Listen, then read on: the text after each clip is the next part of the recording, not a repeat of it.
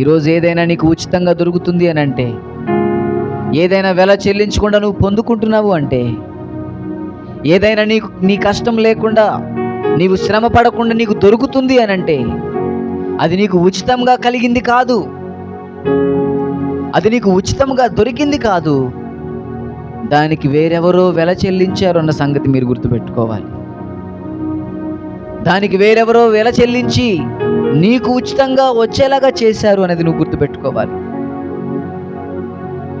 ఈ జీవితము, ఈ క్షేమము, ఈ బ్రతుకు నీకు ఉచితంగా వచ్చాయని అనుకుంటున్నావేమో, కానీ ఇవి నీవు ఉచితంగా పొందుకోవడానికి నీకు బదులుగా మరొకరు వెల చెల్లించారు. ఆయనే మన ప్రభు అయిన యేసుక్రీస్తు.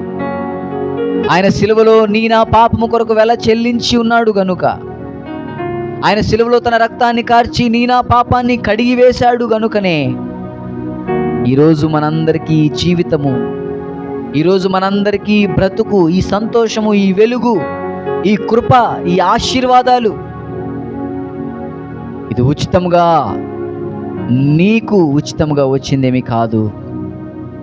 నీకు బదులుగా వేరొకరు వెల చెల్లించుట ద్వారా నీకు అనుగ్రహించబడింది.